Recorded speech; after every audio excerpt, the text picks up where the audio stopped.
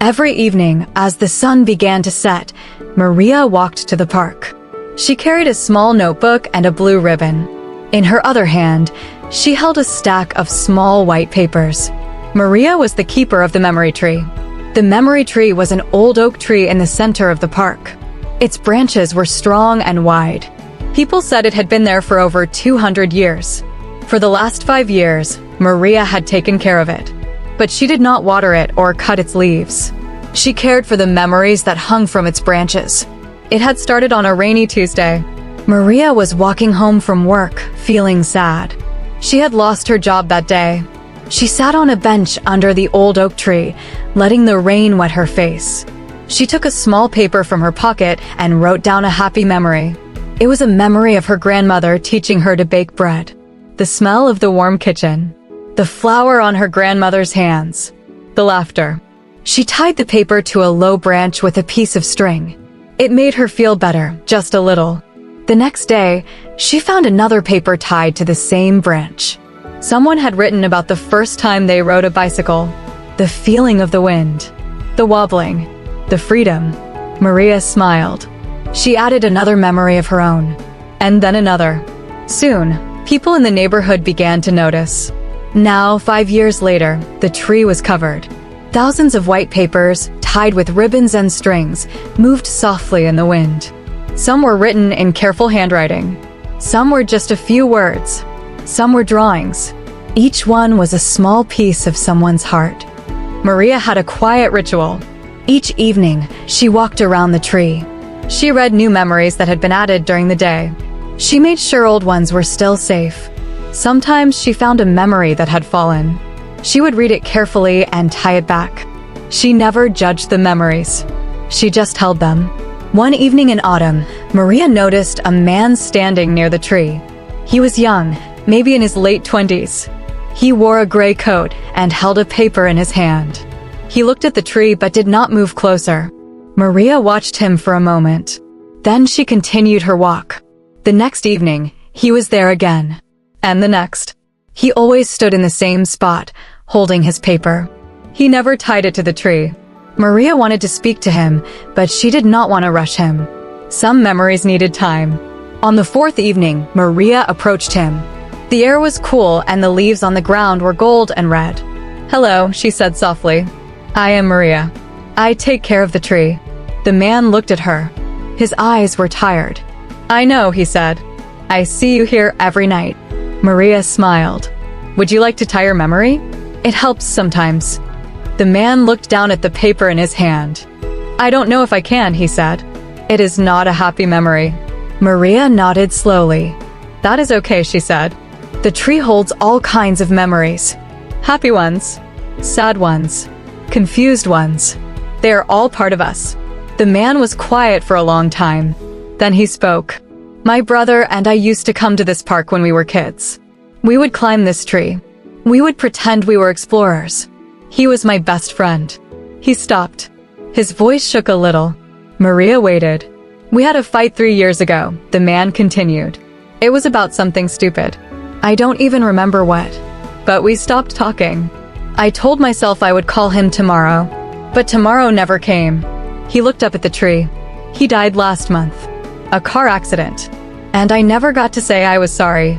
The wind moved through the tree, and the papers rustled like soft whispers. Maria felt her own heart ache for this stranger. "May I read your memory?" she asked gently. The man handed her the paper. She unfolded it. In simple pencil, it said, "The day my brother taught me to whistle. We sat under this tree. He whistled and I tried. I could not make a sound. He laughed and tried again. Finally, I made a small, ugly whistle. He said it was the most beautiful sound in the world. I miss you, Leo." Maria felt tears in her eyes. She looked at the man. "This is a beautiful memory," she said. "It is full of love. But I feel so guilty," the man said. "I wasted 3 years." Maria thought for a moment. She looked at all the memories on the tree. "The tree does not judge," she said. "It just holds. It holds the joy and the regret, the love and the loss. When we tie our memory here, we are not fixing the past. We are honoring it. And maybe we are letting ourselves feel it so we can move forward." The man took a deep breath. He nodded.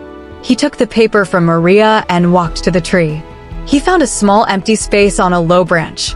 He tied the paper carefully with the ribbon he had brought. It was a piece of blue ribbon, the same color as the sky. He stood there for a moment, his hand on the branch. Then he turned and looked at Maria. "Thank you," he said. His voice was quiet but stronger. Maria nodded. "Come back anytime," she said. "The tree will keep it safe." The man walked away into the evening. Maria watched him go. Then she continued her walk around the tree. She read the new memory he had tied. She touched it gently. That night, Maria sat on her usual bench and wrote her own memory. She wrote about the man in the gray coat. She wrote about the courage it takes to share a sad memory. She wrote about how a tree full of papers can hold a whole community together. She tied it near the top, where the wind could reach it easily. Years passed. Maria grew older. Sometimes she would see the man in the gray coat again. He would come and sit under the tree. He would read his brother's memory. Sometimes he would add a new one, a happy one, a funny one. Memories of his childhood, his brother's laugh, their adventures. The memory tree became famous in the city. People came from far away to tie their memories. There were memories of first loves, memories of saying goodbye, memories of small victories, memories of quiet moments. The tree held them all. One day, a young woman came to Maria. She had long hair and kind eyes. She said she was a journalist. She wanted to write a story about the tree. "Why do you do this?" the journalist asked Maria.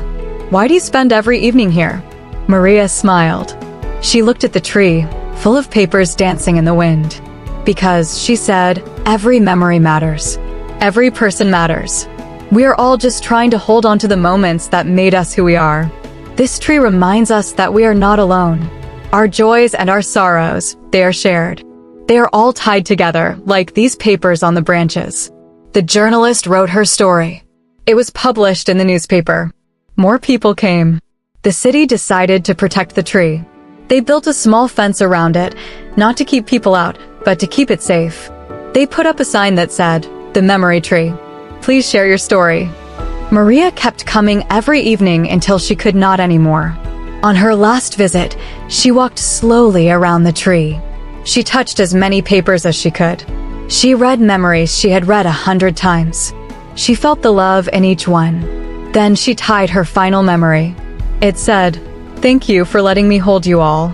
The next day, someone new came to care for the tree. It was the man in the gray coat. He was older now. He wore a brown coat. He carried a small notebook. He walked around the tree, checking the memories, tying the ones that had fallen. He continued Maria's work. And the tree stood strong, through winters and summers, through rain and sun, its branches heavy with the weight of thousands of hearts. And every evening, someone came to care for it, because memories once shared need to be held. And the memory tree held them all softly in the wind.